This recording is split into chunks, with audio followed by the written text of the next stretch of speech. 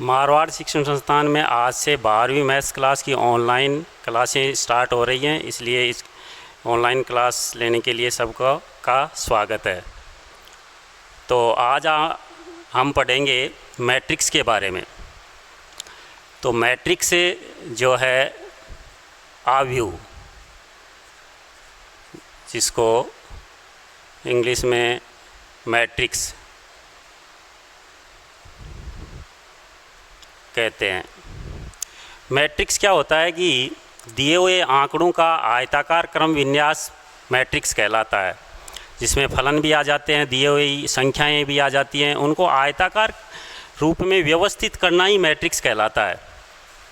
अर्थात जैसे संख्याएं दी हुई हैं 1, 2, 3, 4, 5 और जैसे भी आगे तक, तो इनको आयताकार रूप में व्यवस्थित करना, जैसे 1, 2, 3, 4, 5, 6, 7, 8, 9, इस तरह से आयताकार क्रम विन्यास जो है, दिए हुए आंकड़ों का आयताकार क्रम विन्यास क्या कहलाता है? मैट्रिक्स कहलाता है। अब इसमें क्या होता है कि ये पंक्तियाँ और स्तंभ शामिल होते हैं, इनको पंक्तियाँ कहते हैं। ये पंक्तियाँ होती हैं और ये स्तंभ होते हैं।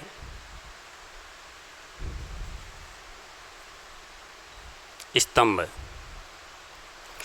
और दिए हुए अवयवों को, मैट्रिक्स में दिए हुए अवयवों को अंग्रेजी वर्णमाला के स्मॉल अक्षरों से व्यक्त करते हैं और मैट्रिक्स को कैपिटल लेटर से प्रदर्शित करते हैं। जैसे इसको प्रदर्शित कर दिया कैपिटल ए, और स्मॉल लेटर से प्रदर्शित करते हैं तो मान लेते हैं कि ए मैट्रिक्स है और इसमें ये अवयव हैं A B C D E F। इस तरह से आयताकार क्रम विन्यास, दिए हुए आंकड़ों का आयताकार क्रम विन्यास क्या होता है? मैट्रिक्स होता है। अब इसको इस कोष्ठक में भी व्यक्त करते हैं और ये कोष्ठक भी होता है, और तीसरा ये डबल लाइन, इस तरह से। अर्थात ये 3 प्रकार के कोष्ठक हैं। 12th में हम ये कोष्ठक पढ़ेंगे, आगे जाने के बाद में कॉलेज में ये आ जाएंगे। तो देखो, अब इसमें मैट्रिक्स में एक होता है मैट्रिक्स का क्रम। तो मैट्रिक्स का क्रम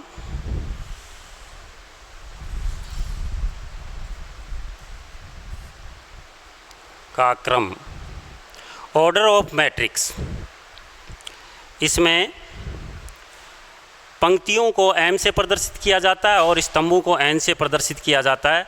अर्थात किसी भी मैट्रिक्स का ऑर्डर जो होता है m/n के रूप में होता है, जहाँ m पंक्तियों की संख्या,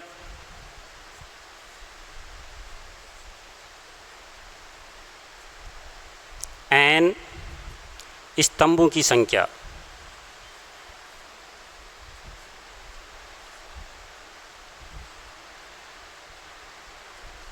अर्थात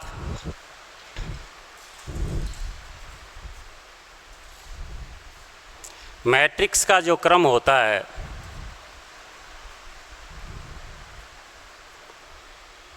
m/n के रूप में होता है। जैसे m पंक्तियों की संख्या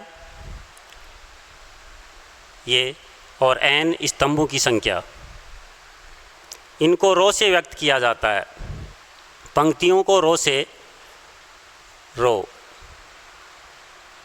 जैसे ये R1 है पहली पंक्ति, ये R2 है दूसरी पंक्ति, ये R3 है तीसरी पंक्ति। ऐसे ही स्तंभों को कॉलम से प्रदर्शित किया जाता है। अब C से प्रारंभ होता है, इसलिए C1, C2 और C3। अब मैंने पहले बताया था कि दिए हुए आंकड़ों को अंग्रेजी वर्णमाला के छोटे अक्षरों से प्रदर्शित किया जाता है। अर्थात दिए हुए आंकड़ों का आयताकार क्रम विन्यास क्या कहलाता है? मैट्रिक्स कहलाता है। अब जो आंकड़े होते हैं, जैसे अंग्रेजी वर्णमाला के आंकड़े ABCD आ गए, तो इनको स्मॉल लेटर से प्रदर्शित करते हैं। तो देखो इसके बारे में और देखते हैं।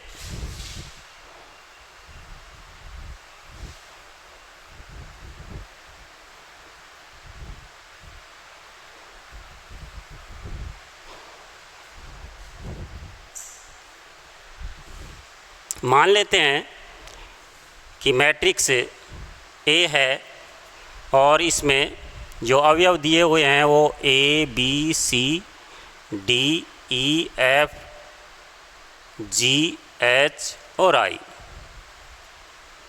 जहाँ ये पहली पंक्ति R1, ये दूसरी पंक्ति R2 और ये तीसरी पंक्ति R3, ये C1 पहला कॉलम, ये C2 दूसरा कॉलम, ये C3 तीसरा कॉलम। अब इसमें अवयवों को स्मॉल लेटर से तो प्रदर्शित कर दिया, लेकिन संयुक्त रूप से इन अवयवों को स्मॉल लेटर के रूप में AIJ से व्यक्त करते हैं। जहाँ यहाँ कोटि जो है, इसकी कोटि हो गई पहली पंक्ति, दूसरी पंक्ति, तीसरी पंक्ति, 3 पंक्तियाँ हो गई और 3 स्तंभ हो गया। इसका मतलब ये 3x3 की। जैसे अपने क्या करते हैं, घरों में मकान बनाते हैं तो ये जो है खिड़कियाँ बनाते हैं, तो जो खिड़कियाँ बनाने के लिए नाप दिया जाता है वो ऐसे दिया जाता है कि 2x3 की और 3x4 की। तो इसका मतलब ये हुआ कि ये लंबाई है इसकी और ये चौड़ाई है। तो हमेशा ही ये इस तरह से बताया जाता है कि 2x3 का बनाना है, 3x4 का बनाना है। तो इस तरह से अर्थात इसका मतलब ये हुआ मैट्रिक्स के रूप में पहली 3 पंक्तियां हैं और 3 स्तंभ हैं। तो इसको सभी को संयुक्त रूप से सभी अवयवों को AIJ के रूप में प्रदर्शित किया जाता है और कोटि को M/N के रूप में दर्शा दिया जाता है। हमेशा ध्यान रहे कि M जो है वो पहले पंक्ति आएगी इसमें कोटि में, और दूसरा जो अवयव आएगा वो अवयव के रूप में वो स्तंभों की संख्या आएगी।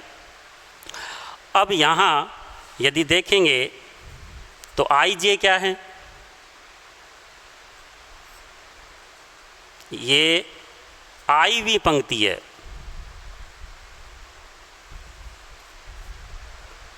जेवा स्तंभ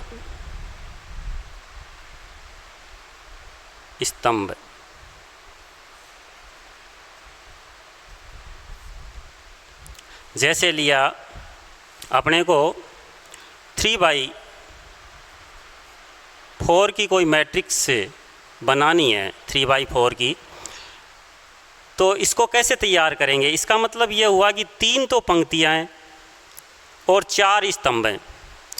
तो इस तरह से इनको किस तरह से प्रदर्शित करें, तो इसके रूप में अपन व्यक्त करेंगे। तो सबसे पहले मैट्रिक्स के रूप में अवयवों के रूप में इस तरह से प्रदर्शित कर लेते हैं A11, A12, A13 और A14। क्यों? क्योंकि स्तंभों की संख्या 4 तक जा रही है।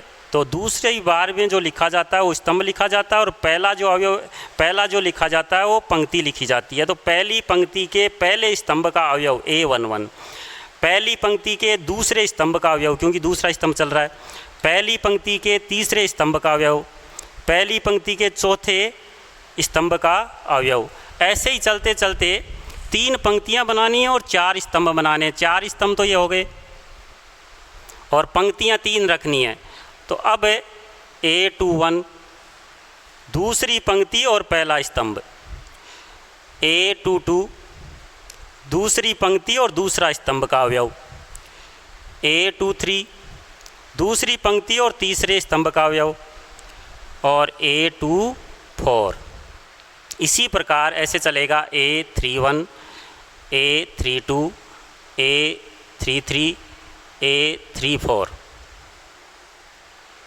इस तरह से। और इसकी कोटि हो गई 3 तो पंक्तियां हैं और 4 स्तंभ हैं, अर्थात 3x4 M/N के रूप में मैट्रिक्स को प्रदर्शित किया जाता है। ध्यान रहे कि ये आयताकार रूप में इसको प्रदर्शित करना ज़रूरी है, वरना यदि ऐसे सीधा ही रख दिया तो ये सारणिक बन जाती है और सारणिक और मैट्रिक्स में काफ़ी अंतर होता है। इसलिए ध्यान रहे कि इस चिन्ह को अच्छी तरह से, इस कोष्ठक को अच्छी तरह से प्रदर्शित करें। अब इस तरह से यदि संयुक्त रूप से यदि किसी मैट्रिक्स को प्रदर्शित किया जाता है, उसके अवयवों को इस तरीके से प्रदर्शित किया जाता है, तो AIJ के रूप में, क्योंकि स्मॉल लेटर है और ये कोटि हो गई। अब कोटि कितनी भी हो सकती है, कोटि के अनुसार 3/4 है, तो यहाँ m का मान 3 हो गया और n का मान 4 हो गया, और इस तरह से इनको प्रदर्शित कर देंगे। ये आपकी मैट्रिक्स थी।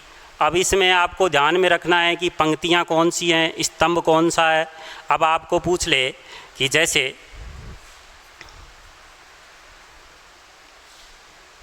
कोई मैट्रिक्स दे दी B और इसमें अवयव दे दिए 1 2 3 4 5 6, ये दे दिया। इसका मतलब ये पहले तो इसका ऑर्डर देखेंगे कि कितनी पंक्तियाँ हैं, कितने स्तंभ हैं। तो 2 पंक्तियाँ हो गई, 3 स्तंभ हो गए। इसका मतलब पहले पंक्तियाँ लिखी जाती हैं और बाद में स्तंभ लिखे जाते हैं। 2/3 की मैट्रिक्स हो गई। अब आपको पूछ ले कि A22 अवयव कितना है।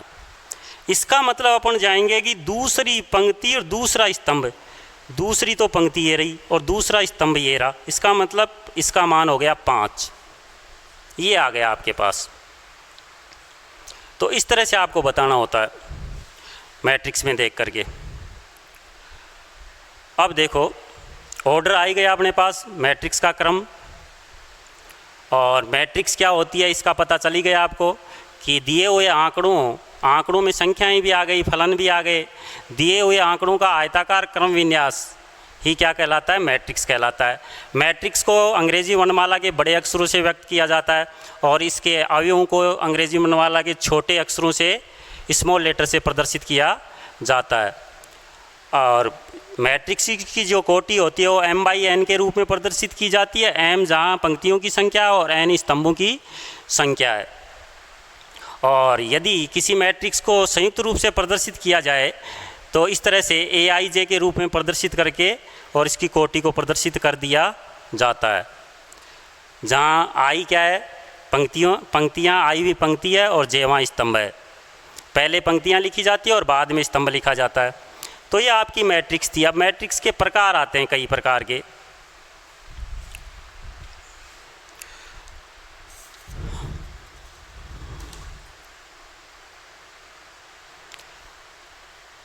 पहला आता है पंक्ति मैट्रिक्स।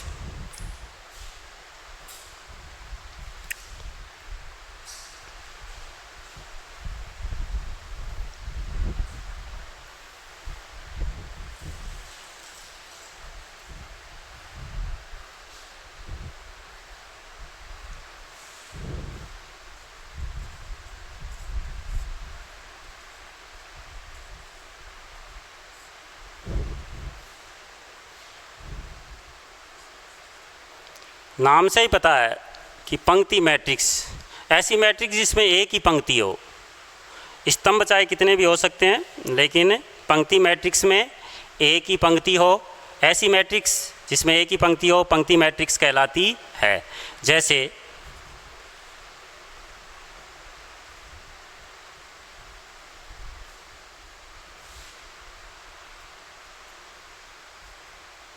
इस तरह से एक ही पंक्ति है। स्तंभ चाहे कुछ भी हो, कितने भी हैं, तो इसका ऑर्डर हो गया 1/3, अर्थात एक पंक्ति है और 3 स्तंभ हैं।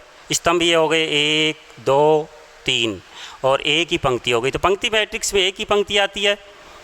स्तंभ काफ़ी हो सकते हैं। दूसरा आता है स्तंभ मैट्रिक्स।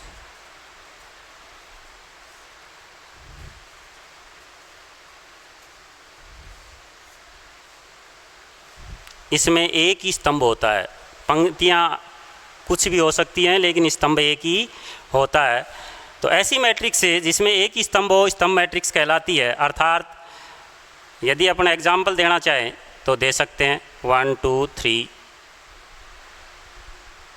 ये देखो एक स्तंभ है और पंक्तियाँ कितनी हैं, 1 2 3। इसको लिखेंगे, पहले हमेशा ध्यान रहे पंक्तियाँ लिखी जाती हैं और बाद में स्तंभ लिखे जाते हैं, क्योंकि मैट्रिक्स का जो ऑर्डर होता है वो m/n का होता है। m पंक्तियों की संख्या है और n स्तंभों की संख्या है, इसलिए स्तंभ बाद में लिखे जाते हैं और पंक्तियाँ पहले लिखी जाती हैं। अब आगे तीसरी प्रकार की जो मैट्रिक्स है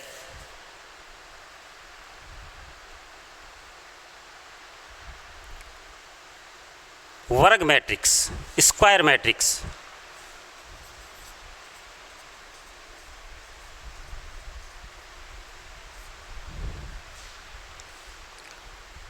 इसमें वैसे देखा जाए शॉर्ट एंड स्वीट m/n के रूप में प्रदर्शित होती हैं, m/n के रूप में, अर्थात m पंक्तियों की संख्या और n स्तंभों की संख्या है। तो पंक्तियों की संख्या के बराबर स्तंभों की संख्या आ जाए तो वर्ग मैट्रिक्स कहलाती है। अपन मैट्रिक्स की बात कर रहे हैं तो इसके अनुसार ही अपनी इसकी परिभाषा दे देते हैं, जिसमें m/n क्रम की मैट्रिक्स हो, जहाँ m/n हो तो वो वर्ग मैट्रिक्स कहलाती है, अर्थात पंक्तियों की संख्या के बराबर स्तंभों की संख्या हो तो क्या कहलाती है, वर्ग मैट्रिक्स। जैसे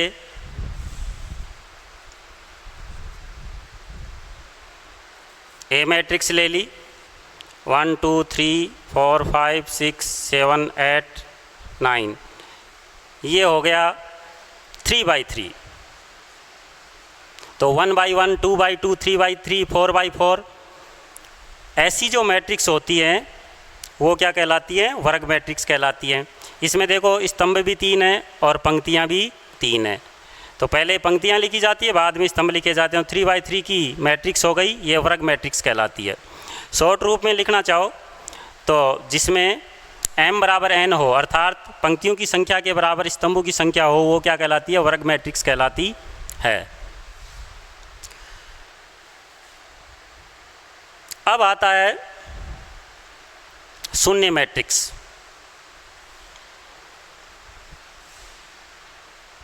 चौथी है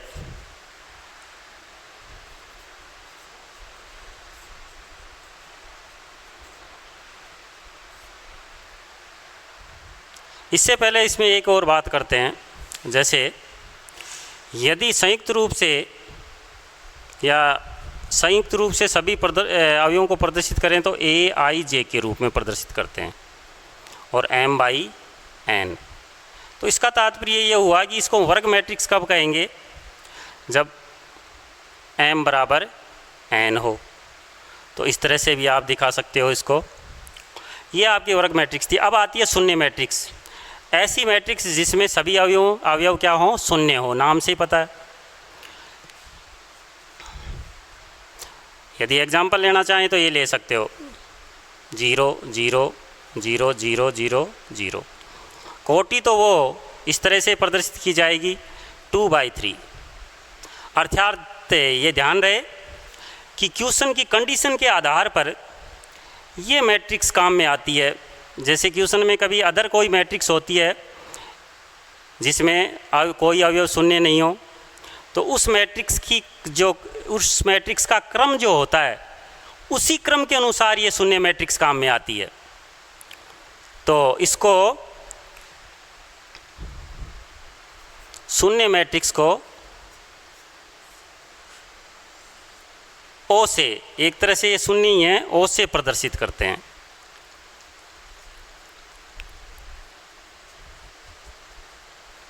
ये ध्यान रहे।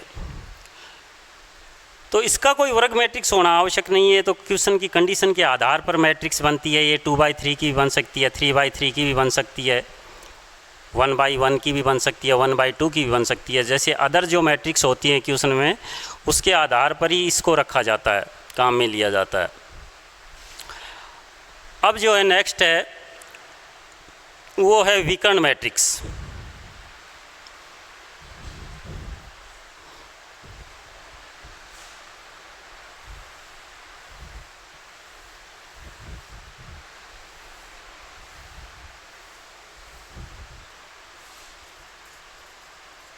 विकर्ण मैट्रिक्स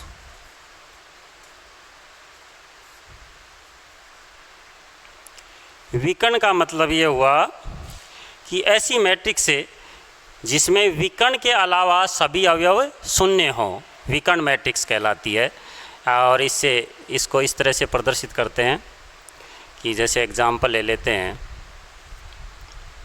2 0 0 3 0 0, यहाँ अवयव लेना पड़ेगा, ये 3, यहाँ 0 0 0 5, ये ले लिया। इसका मतलब इसकी कोटि तो वही हुई 3/3 की, वर्ग मैट्रिक्स हो गई पहले तो। लेकिन ये विकर्ण मैट्रिक्स है कि विकर्ण के अलावा सभी अवयव शून्य हैं, ये विकर्ण।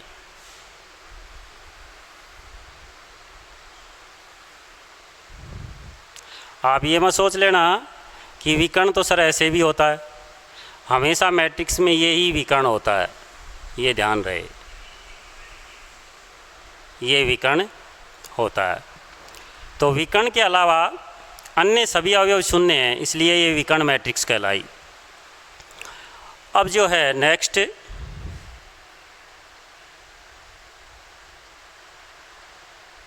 इकाई मैट्रिक्स, ये बड़ी काम की है। यूनिट मैट्रिक्स, इकाई मैट्रिक्स। सबसे पहले तो इसको आई से प्रदर्शित करते हैं।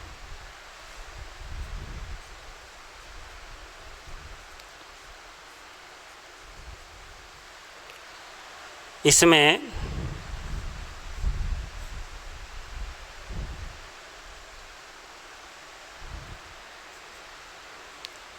विकर्ण के अवयव इकाई होते हैं।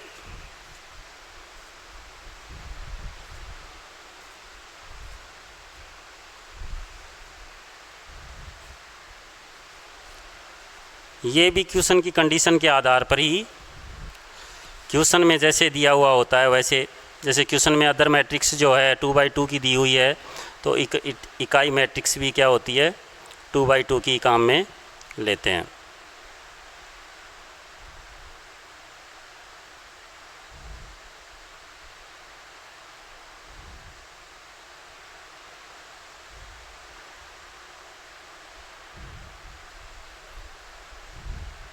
ये आपकी इकाई मैट्रिक्स हो गई, इसको आई से दर्शाते हैं। और आई का मतलब हुआ विकर्ण के अवयव इकाई होंगे और अदर जो है वो क्या होंगे, शून्य होंगे। तो ऐसी मैट्रिक्स इकाई मैट्रिक्स कहलाती है। अब आगे जो है नेक्स्ट अदिश मैट्रिक्स।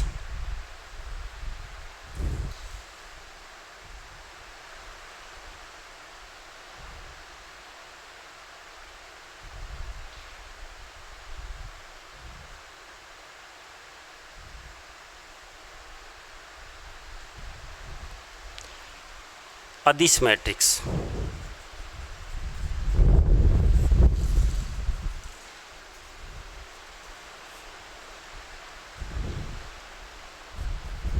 इसमें क्या होता है कि विकर्ण के अवयव जो हैं वो समान होते हैं और विकर्ण के अवयवों के अलावा सभी अवयव शून्य होते हैं।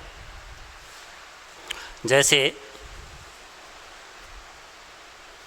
एक कोई मैट्रिक्स है 2 0 0 0 2 0 0 0 2,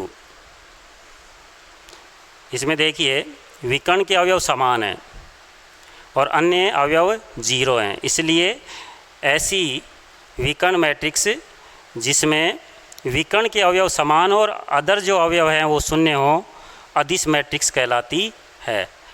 अब एक और आता है लास्ट में त्रिभुजाकार मैट्रिक्स।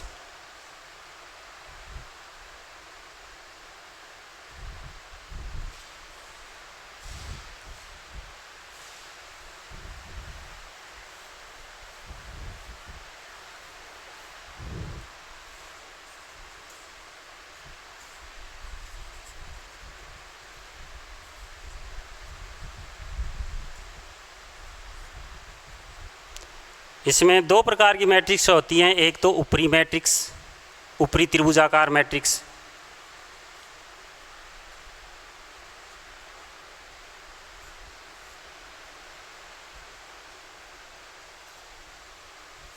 दूसरी निम्न त्रिभुजाकार मैट्रिक्स।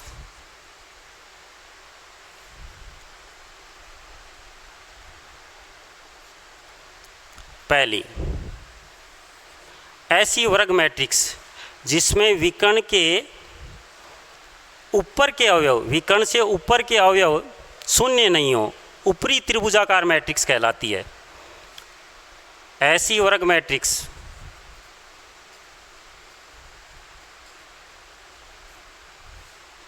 जिसमें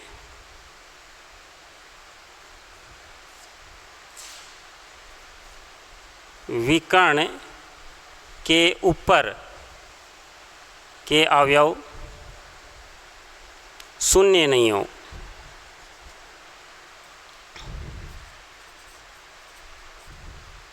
ये ऊपरी त्रिभुजाकार मैट्रिक्स, जैसे ये वर्ग मैट्रिक्स होती है 0 3 5 0 0 7 0 0 1, नहीं 1 इसको ऐसे नहीं लेंगे, ये 0 लेंगे। 3/3 की हो गई कि नीचे के अवयव शून्य हो।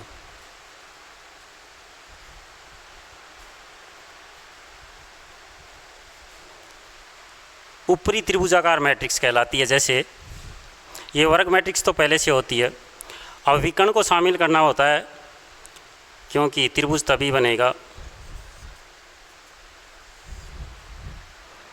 1 2 3 0 4 5 0 0 6। ये देखो, ये 3/3 की है और ये ऊपरी त्रिभुजाकार मैट्रिक्स कहलाती है। अब देखो, इसी से नाम से ही पता चलता है, जब ये डेफिनेशन आपके ध्यान में है तो निम्न त्रिभुजाकार मैट्रिक्स की भी आप बना सकते हो। ऐसी वर्ग मैट्रिक्स जिसमें विकर्ण के अवयवों से ऊपर के अवयव शून्य हो, अर्थात विकर्ण सहित नीचे के अवयव जो हैं वो नॉन जीरो हो, तो ऐसी मैट्रिक्स क्या कहलाती है? निम्न त्रिभुजाकार मैट्रिक्स। तो इसका भी एग्जाम्पल ही ले लेते हैं।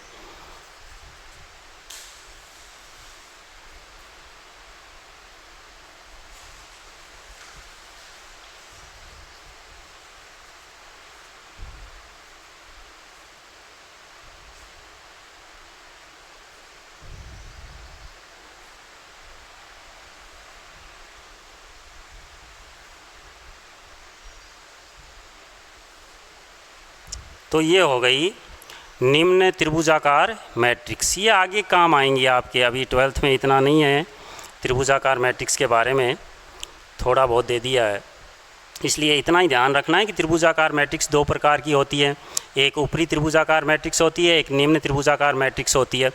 इसमें क्या है कि वर्ग मैट्रिक्स ही हमेशा काम आती है। तो वर्ग मैट्रिक्स ऐसी वर्ग मैट्रिक्स जिसमें विकर्ण के ऊपर के अवयव नॉन जीरो हो, अर्थात विकर्ण से नीचे के अवयव जीरो हों, नीचे के अवयव जीरो हों तो ऊपरी त्रिभुजाकार मैट्रिक्स, और ऊपर के विकर्ण से ऊपर के अवयव यदि जीरो हों तो ये निम्न त्रिभुजाकार मैट्रिक्स कहलाती है। तो ये आपकी त्रिभुजाकार मैट्रिक्स थी। अब आपकी नेक्स्ट जो है मैट्रिक्स है समान आयु, समान मैट्रिक्स। तो ये लास्ट प्रकारों में लास्ट प्रकार है, तो ये और देख लेते हैं।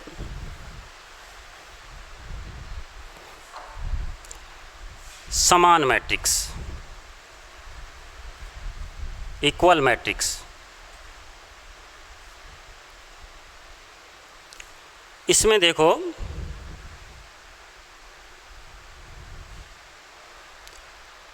कंपैरिजन होता है समान मैट्रिक्स में। जैसे 2 मैट्रिक्स दी हुई होती हैं, उसमें देखते हैं कि एक तो क्रम समान होना चाहिए,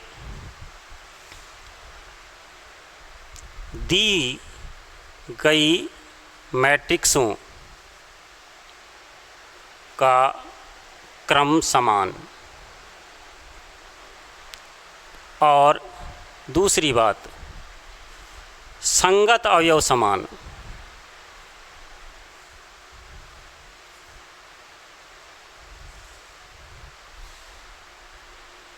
हाँ, तो ऐसी मैट्रिक्स समान मैट्रिक्स कहलाती हैं।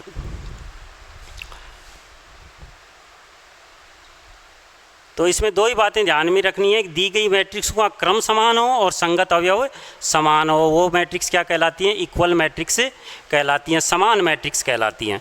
अर्थात जैसे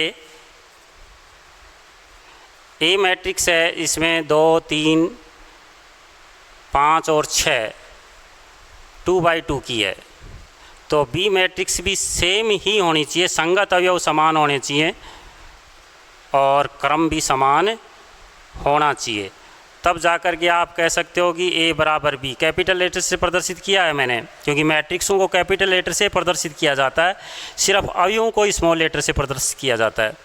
आगे यदि अपने